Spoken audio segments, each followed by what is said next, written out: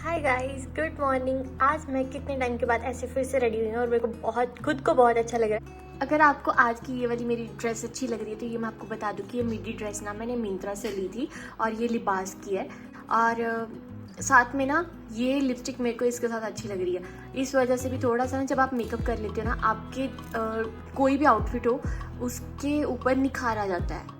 एक दो चीज़ें और बोलूँ तो वो ये है कि मैंने जो अपने अभी शादी के बाद आफ्टर मैरिज जो चीज़ें सीखी वो ये है कि अगर आप टाइम को फटाफट से जैसे यूटिलाइज़ कर ले, जैसे मैंने सुबह सुबह ही फटाफट से खाने की तैयारी कर लेती हूँ, उसके बाद मैं खुद के लिए टाइम निकाल लेती हूँ। कभी देखो, आप पिछले वीडियो में देखोगे मैं खेत में लगी हूँ, मैं चूल्हे का काम कर रही हूँ, तो पहले मैं बेसिक अपना जो खाना पीने का काम होता है, सफाई वगैरह, वो सब पहले सब हो जाता है। उसके बाद हम आराम से अपने लिए टाइम निकालते हैं। और आज की वीडियो भी इसी तरह बन रही है। और आपकी जो फेवरेट इतनी देर से डिमांड थी ना कि लव स्टोरी बताइए, लव स्टोरी बताइए, तो लव अरेंज सारी स्टोरी अब इसमें दिखेगी आपको। बाकी देखेंगे कहाँ से शुरू करते कहाँ से ख़त्म।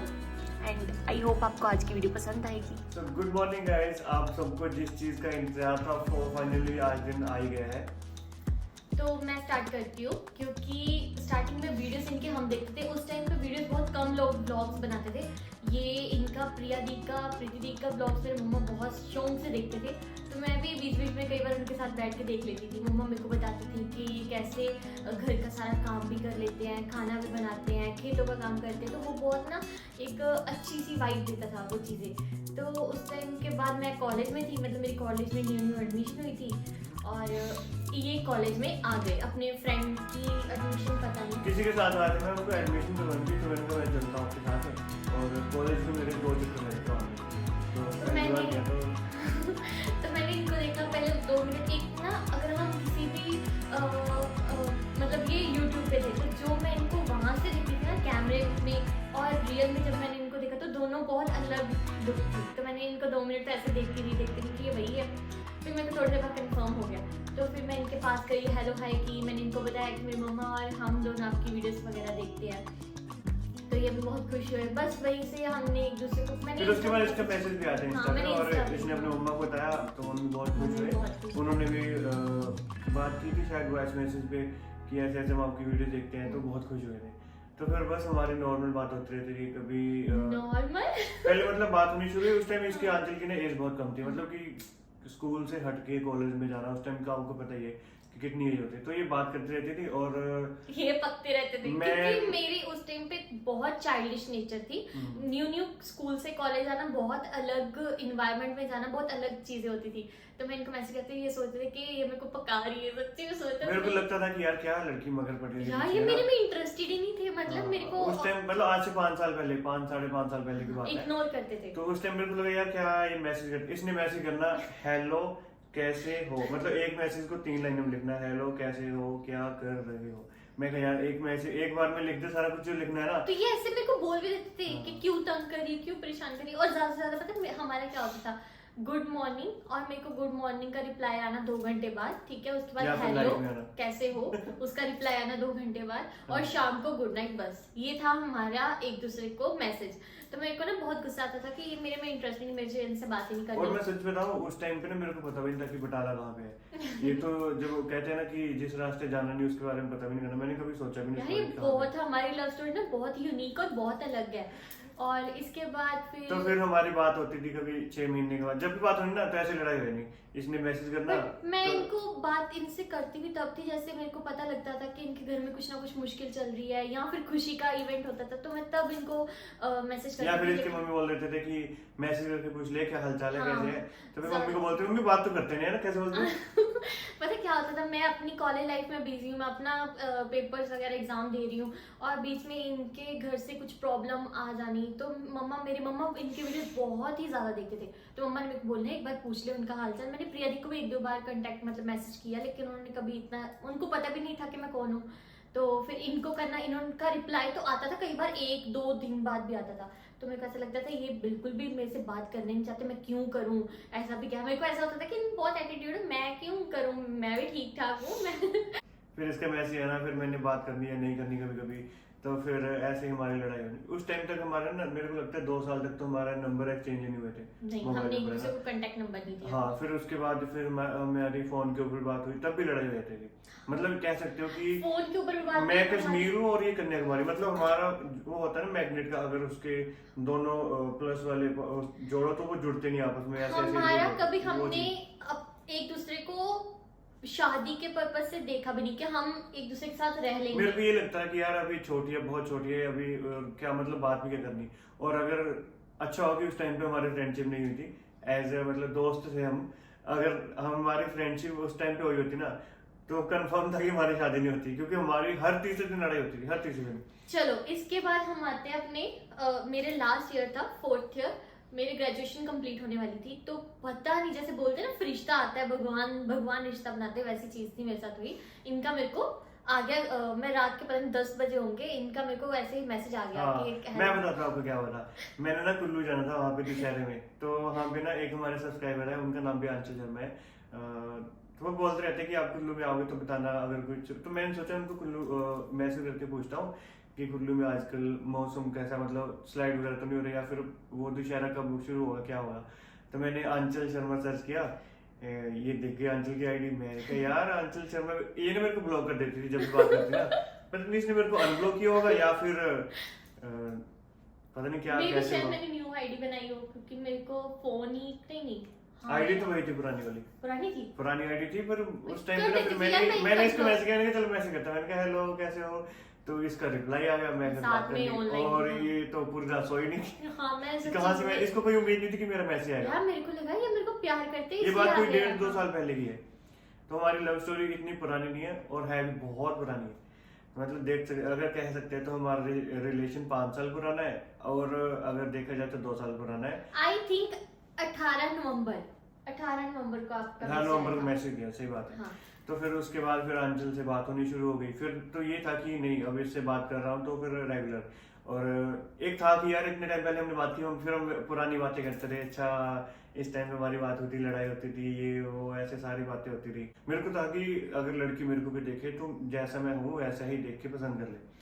तो मुझे एक चीज़ ये भी थी कि अगर लड़की ने मेरे को पसंद करना है तो वो मेरे को यूट्यूब नेम और फेम की वजह से न देखे, कुछ क्वालिटीज है उसकी वजह से पसंद करे, ताकि बाद में कोई रिग्रेट ना रहे कि बोले कि यूट्यूब की वजह से पसंद किया मेरे को, या फिर पैसा देख के। पैसा तो चलो सबके पास होता ही है, बस ये चीज़ थी मेरे को। और प्रिया जी को फोटो सेंड की और भरत जी को। मैंने कहा जी ये लड़की ऐसे ऐसे कि देखो कैसी है, लड़की तो सुंदर है। मैंने कहा कहते हाँ ठीक है। फिर मेरे को ये था कि मम्मी को बताऊंगा, मम्मी को मैंने धीरे धीरे करके बताया। मम्मी ने है ये गुड, मम्मी ने पता है दिया फ़ोन लिया, फोटो मैं आपको बताऊंगा, एक मम्मी का एग्जाम्पल दिखाता हूँ आपको। और मम्मी को मैंने फोटो कौन सी दिखाई थी वो भी बताता हूँ, ठीक है। आपको वो भी फोटो शो होगी। मान लो ये अंचल की फोटो है ना, मम्मी ने फोटो ऐसे, मम्मी ने जूम की फोटो, क्योंकि मम्मी की ना थोड़ी सी दिक्कत है कि चश्मा लगा ना आई साइड की थी। तो मम्मी ले कुड़ी से सोनी है, नए नक्श भी सोने हैं, ले दांत भी मेरे मंगो पूरे से थे। मतलब मम्मी अब एक अलग ही मम्मी, मतलब खुशी में कि चलो अच्छा है कि लड़की पसंद आ गई सबको, है ना। और ऊपर और से मैं भी ब्राह्मण खुश भी थी, उसका हाँ, भी था कास्ट का भी हमारा सेम ही था। तो फिर उसके बाद क्या हुआ था, उसके बाद हम मेरे मम्मा के साथ, हाँ मेरी इसके मम्मा बाद को मम्मा को अपने- था कि मेरे को मिलना एक बार। इनसे मिलना भी था, और होता है ना कि मिलके कुछ बातें अलग होती हैं। तो मम्मा के जो जो डाउट्स थे, जो जो पूछना था, उन्होंने इनसे पूछ लिया, क्लियर कर लिया। और इनकी मम्मी ने मेरे को बोला, कहते हाँ वीडियो में तो आप इतने बड़े लगते हो, आप रियल में तो कहते छोटे से हो। मतलब देख के लगता ही नहीं कि इतने, मतलब हम कैमरा ना में कुछ और वीडियोस लगता में है। मैं भी आपको मैच्योर ज्यादा लगती हूँ, ये भी ज्यादा मैच्योर लगते हैं, हम ज्यादा मैच्योर लगते हैं, लेकिन जब आप इनसे सामने से मिलते हैं तब ये थोड़े छोटे लगते हैं। और हमारे एक आंटी जी है तलवाड़ा से, जिनके हम मैरिज में गए थे, अलकर हाँ, मैरिज में ना। हाँ। तो उनकी मम्मी बोलते थे दीपू तू तो निक्कू जिहा है, वीडियो से बहुत बड़ा लगता, निक्कू जिहा तू था। मैं क्या हाँ जी आंटी जी मैं नहीं है। तो हमने काफी बातें की। और फिर उस टाइम आंचल मेरे लिए ब्लेजर लेके आई थी, वो सर्दियों में पहनने वाला जो होता है ना, लॉन्ग कोट। वो भी पिक शेयर करेंगे हम आपके साथ। हाँ वो फोटो तो सबने देखी है, उसको मैंने काफी जगह पे पहना हुआ था। तो इस तरह से अंजल की मम्मी से मुलाकात हुई, और उनको भी मिलके बहुत अच्छा लगा, और वो बहुत खुश दिख रहे थे मेरे को। मतलब ऐसे होता है ना कि सामने से बंदे के रिएक्शन पता चल जाते हैं कि क्या सामने वाला बंदा सोच रहा है और क्या उनके फेस रिएक्शन है। तो उनको देख के मेरे को लगा कि यार बहुत खुश है।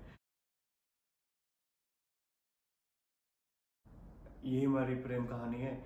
और उसके बाद हम कहाँ मिले, उसके बाद तो हमारी सीधी पेरेंट्स से मुलाकात हुई। उसके बाद ही मेरे को शादी के रिश्ते आ रहे थे थोड़े से, तो मैंने इनको बताया, फिर ये बोलते नहीं मैं तेरे पापा से मिलूंगा। तब फिर मैंने अपने पापा को बात बताई, कैसे बताई वो सब चीज़ें तो अलग, हम आपको उसकी वो हम वीडियो अगली वीडियो बनाएंगे। बताएंगे कि हमने पेरेंट्स को कैसे मनाया। मतलब अब मेरी तरफ से तो हाँ ही था, लेकिन फिर भी कुछ दिक्कतें आती है ना, वो दिक्कतों का कैसे हमने सामना किया, कैसे डट के मुकाबला किया दोनों ने, वो चीज़ हम आपको। आंचल से एक क्वेश्चन पूछता हूँ कि जब तूने मैरिज के लिए सोचा तो तुमने क्या क्वालिटीज देखी मेरे अंदर कि तुम्हें कैसा लड़का चाहिए था? मुझे कैसा लड़का चाहिए था? मुझे बस एक अच्छा लड़का चाहिए था। अच्छे ये थे, अच्छे में मतलब कैसे कि मेरे को ऐसा था कि मेरे को वो पैम्पर करे, जब मैं रो रही हूँ मेरे को मना ले, वैसे तो मेरे को रोने ही ना दे, और मेरे को घूमने फिरने का शौक है, तो मुझे इनमें भी वही चीज़ पता थी कि ये पता क्या होता है, हर लड़की के साथ ऐसा होता है कि जब वो घूमना चाहती है ना तो पेरेंट्स पता क्या बोलते हैं, जब ब्याह आएगा ना अपने घर रहने को, तो ये तो बोलते हैं कि अपने हस्बैंड के साथ घूमने जाना, अभी नहीं, क्योंकि एक पेरेंट्स के ऊपर जिम्मेवारी होती है अपनी लड़की की। तो मेरे को ये था कि बस मुझे घूमना है शादी के बाद। और दूसरी चीज़, मुझे इनका केयरिंग नेचर, मतलब वैसे भी हर लड़की चाहती है ना कि केयर करे, वैसे केयरिंग थे। बाकी मेरे को नहीं ये गर्लफ्रेंड बॉयफ्रेंड वाले चोचले हाँ, होते हैं ना, ये चीज अच्छी नहीं लगती मेरे बुकरापन भी नहीं था को। वो कुछ। जो होता है ना वैलेंटाइन वीक होता है, आंचल बोलती रहती है, मैंने इसको पहले बोलती थी, मैंने कहा वैलेंटाइन डे के आसपास मेरे को ये मत बोलना कि इस दिन टेडी डे है, चॉकलेट डे है, ये फलाना फलाना। मैंने कहा मेरे को ये सब चीजें नहीं पसंद, बस बाकी सारा कुछ ठीक है। तो ना कभी चॉकलेट गिफ्ट देने। तो फिर इन्होंने मेरे को शूज़ लेके दिए, वो मेरे लिए फर्स्ट गिफ्ट था, और वो आज भी मैं उस शूज़ को डालती हूँ, वो भी मैं आपको दिखा दूंगी। पर वो कंफर्टेबल होता है ना, बहुत कंफर्टेबल है वो। हाँ। हमने लास्ट टाइम कहाँ पे पहनते थे, अभी जब गए थे घूमने गए थे स्पीति है ना, उस साइड पहनते ना कहीं पे, स्पीति, हाँ जी, कहीं पे पहने थे, शिमला में, शिमला में पहने थे, हाँ। ब्लैक ड्रेस के साथ। और आंचल बता रही थी, हाँ आंचल और क्या क्या क्वालिटीज तेरे को चाहिए थी जो एक हस्बैंड के अंदर देख रही थी तू? और इनका ना जो मतलब जैसे इनका नेचर है ना, सेम मेरे पापा का नेचर वैसा है। तो मेरे को ना बहुत जगह पे ये अपने पापा की तरह लगते थे। तो एक लड़की को भी ना ऐसे चाहिए होता है कि जो उसका हस्बैंड हो ना, उसका नेचर उसके पापा की तरह हो। तो इनका सेम नेचर वैसा ही है पूरा ही है वैसे तो वो भी चीज़ मुझे इनकी अच्छी लगी। और मुझे ना इनमें जो पसंद है वो ये है कि इनको ना खाना बनाना वगैरह आता है। तो मुझे नहीं आता था स्टार्टिंग में। हाँ, इसको खाना बनाना बिल्कुल नहीं आता था। मतलब मैंने किया ही नहीं, कॉलेज में अपना स्टडी वगैरह करती थी, बहुत कम आता था। जब मम्मा बीमार होते थे तब बना लेती थी, तो अब तो सब अपने ऊपर है, मतलब बनाती हूँ। तो बस मुझे ये था कि मुझे ये सिखा देंगे, कुछ मम्मा सिखा देंगी, क्योंकि इनकी फैमिली मतलब मेरे को अच्छी लगती थी। मैंने पूरे सबके वीडियोस वगैरह देखे हैं, मुझे सब अच्छे लगते थे। तो मुझे ये था कि हम मिल बांट के कर लेंगे, और बस ये था कि कल से अगर मेरे से कुछ नहीं बनेगा तो ये मुझे सिखा देंगे। और दूसरी चीज़, रिस्पेक्ट ये अपनी मम्मा की करते हैं, अपनी सिस्टर्स की करते हैं। उनके बुरे टाइम, अच्छे टाइम से लेके बुरे टाइम तक उनके साथ खड़े हुए। तो मेरे को ये था कि ये बंदा अच्छा है।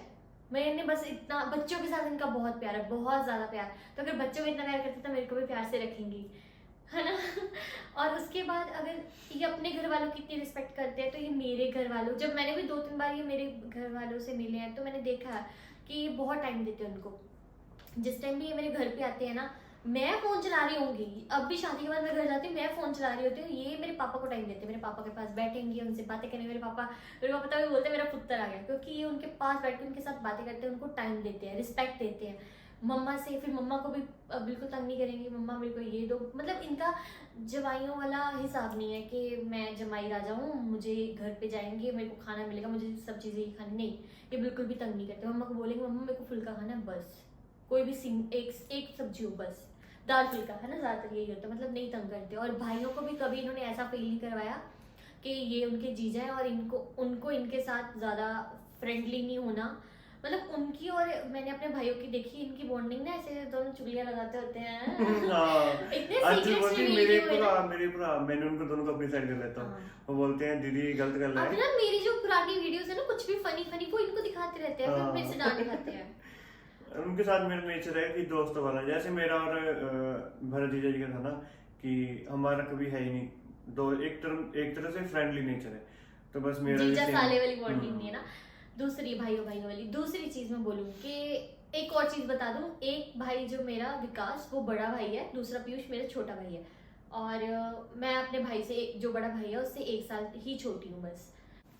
तो अभी सेम क्वेश्चन मैं आपसे पूछती हूँ, आपको ऐसा क्या मेरे में पसंद आया जो मतलब मुझे ये लगता था कि आपके साथ और भी कोई लड़की आ सकती थी, आप किसी और लड़की के साथ शादी कर सकते थे, फिर मैं ही क्यों?